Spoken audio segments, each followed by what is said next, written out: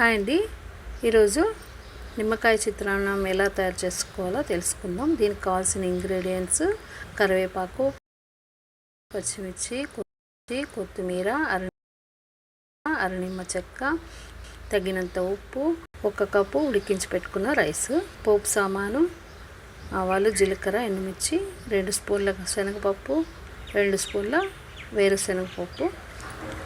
ముందుగా స్టవ్ వెలిగించుకొని బాండి పెట్టుకోవాలి. బాండి వేగాక 2 స్పూన్ల నూనె కూడా వేసి, నూనె వేగాక 2 స్పూన్ల వేరుశనగ పప్పు కూడా వేసి దోరగా వేయించుకోవాలి. చిన్న మంట మీద బంగారు రంగు వచ్చేదాకా వేయించుకోవాలి. తర్వాత వీటిని ఒక ప్లేట్లో పక్కకు తీసుకుందాం. తర్వాత ఇందులో పోపు సామాను, ఆవాలు, జీలకర్ర, ఎండుమిర్చి, శనగపప్పు కూడా వేసి బాగా వేయించుకోవాలి.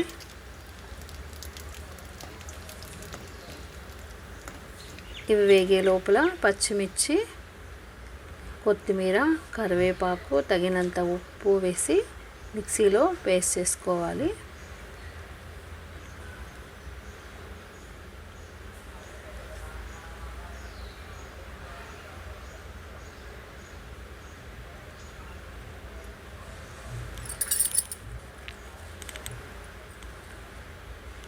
చూపించిన విధంగా కచ్చా పచ్చగా పేస్ట్ చేసుకుంటే సరిపోతుంది.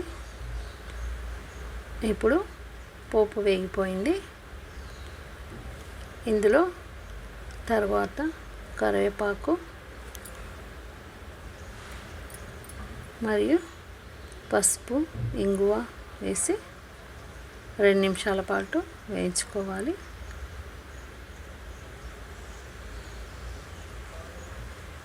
తర్వాత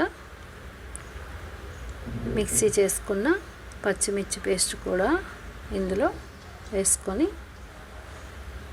ఫ్రై చేసుకోవాలి. పచ్చివాసన పోయేదాకా వేయించుకుంటే సరిపోతుంది. ఇది బాగా వేగిపోయింది. ఇప్పుడు ఇందులో ఉడికించి పెట్టుకున్న రైస్ కూడా వేసి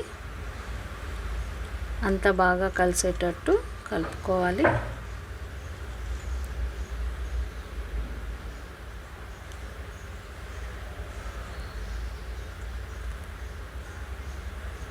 తర్వాత నిమ్మకాయ రసాన్ని కూడా పిండుకోవాలి. ఈ మిశ్రమం అంతా బాగా కలిసేటట్టు కలుపుకోవాలి.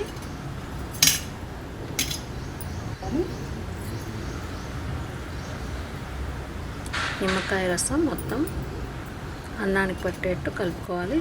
చివరగా వేయించి పెట్టుకున్న పల్లీలు, కొత్తిమీర వేసి గార్నిష్ చేసుకుంటే గుమగుమలాడే నిమ్మకాయ చిత్రాన్నం ready. Thank you for watching.